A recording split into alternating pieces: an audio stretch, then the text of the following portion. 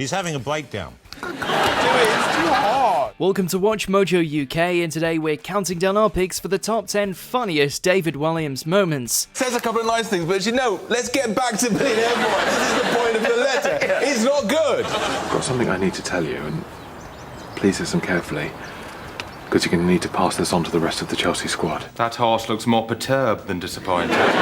Before we begin, we publish new content every day, so be sure to subscribe to our channel and ring the bell to get notified about our latest videos. For this list, we'll be looking at the former Little Britain star's brilliant career and highlighting some of the moments that made our day. What's your favourite David Walliams moment? Let us know in the comments below. Number 10, David, Simon and Jonathon Ross. The Jonathon Ross Show. Stay. It's alright. Back when David first joined Britain's Got Talent, he and Simon went on the promo trail. The unlikely pair rocked up on The Jonathon Ross Show in 2012 to give one of its more unpredictable interviews. The main question I get is Simon gay? It's not the main question. It is the main question. The story centered on Simon certainly had the audience hooked, but Walliams really elevated it to the realm of hilarity.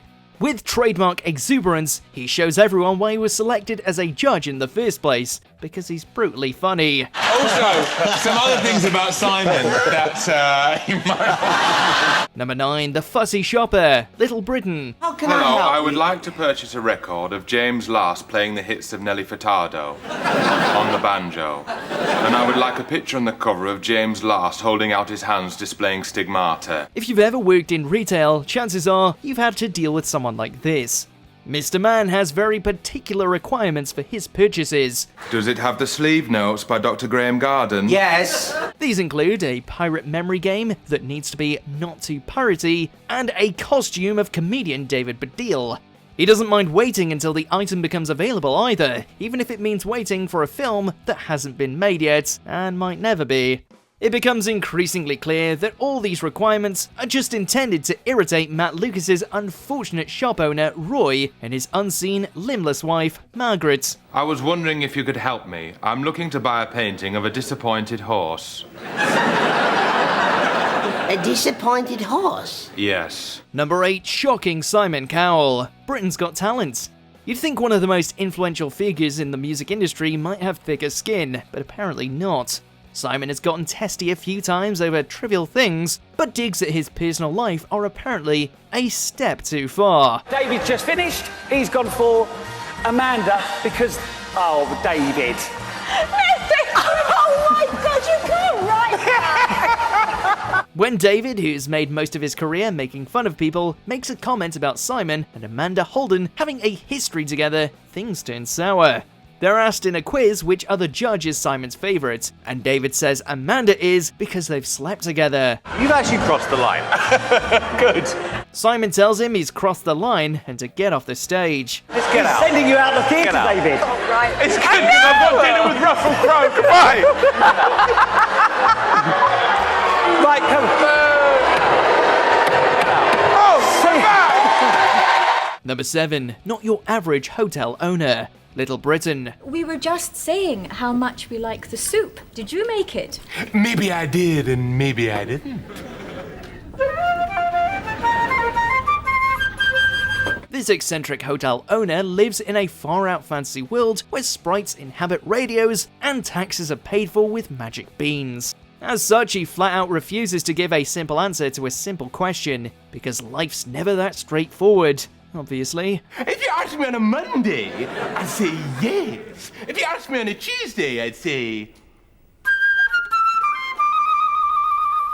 Armed with a piccolo and an over-enthusiastic tone of voice, he's ready with a riddle at a moment's notice, leaving his customers, understandably, confused. He is truly the master of the black arts. Number 6, an excellent contestant. 8 out of 10 Cats does Countdown. Ladies and gentlemen, Her Majesty the Queen. Many a celebrity has appeared on 8 out of 10 Cats does Countdown, but few leave the same impression that Walliams did. Appearing on the show a number of times, Walliams' inclusion always guarantees a belly laugh or two, whether it's his rather unique good luck charms or his hilarious anecdotes.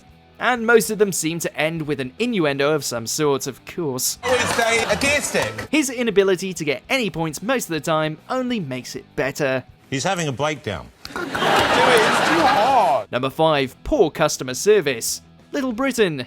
Even if you've never seen Little Britain, chances are you've heard someone use Carol Beer's catchphrase when technology lets them down. Computer says no. Carol works a variety of jobs involving computers, even though she doesn't seem to actually be able to use one. The requests she handles are all pretty straightforward, but according to Carol, the computer just won't allow them. And you get entered into a prize draw to win a free trip to Euro Disney. Oh, I think you'd like to open one of these, please, wouldn't you? Computer says no. At least she often has a completely random alternative ready in hand. Flight to Orlando? Forget about it. How about Guildford? She's also unhygienic on top of it all, intentionally coughing in customers' faces. Can you put your hands over your mouth when you cough, please? That's disgusting. Sorry.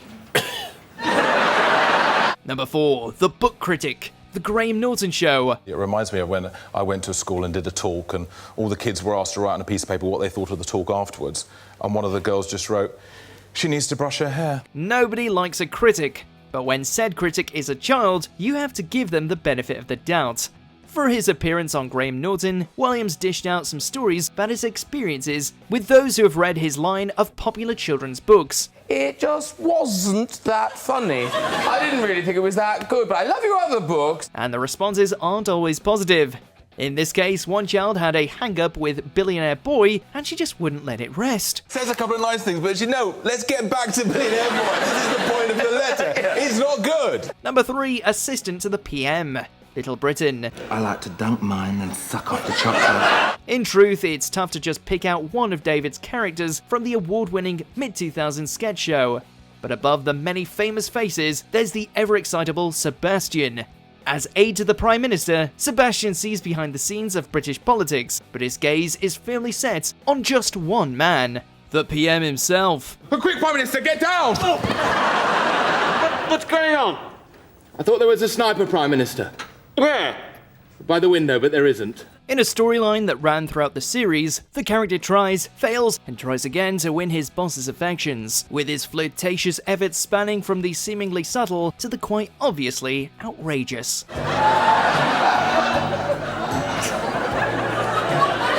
Number 2, David's exes, Comic Relief. For this outing on Comic Relief, David's joined by all sorts of famous faces. But the storyline to this sketch isn't exactly something to celebrate. But I'm going to need you to contact everyone that you've been intimate with over the last year. Everyone? First off, Walliams pays a visit to everyone's favourite TV doctor, Christian Jessen, who swiftly insists that David gets in touch with everyone he's recently been intimate with. Cue the cavalcade of cameos, as the comic heads all around the country and the world, tracking down a string of stars from Gwyneth Paltrow to Richard and Judy. Is this about that special book club session? I'm afraid so. I knew 50 Shades of Grey would get Richard going. His list of past partners is a who's who of celebrity, with each reveal more unexpected than the last. Do your nuts itch like buggery? Number 1, the Ventriloquist incident. Britain's Got Talent. The art of ventriloquism may be a little passé to some, but when this contestant appeared on BGT in 2019, he proved that it can still hang. Just turn around. This is amazing! Equipping David with a bizarre mask, he coerces the panelists to come and do some outrageous things. While the performance itself is hilarious in its own right, David's willingness to go along with it makes this one to remember.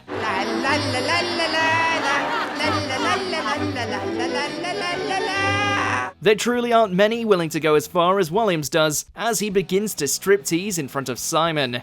Now that is commitment to the bit. Yeah, he's good, He's good, isn't he? he's very good. As you can see, yes, I am.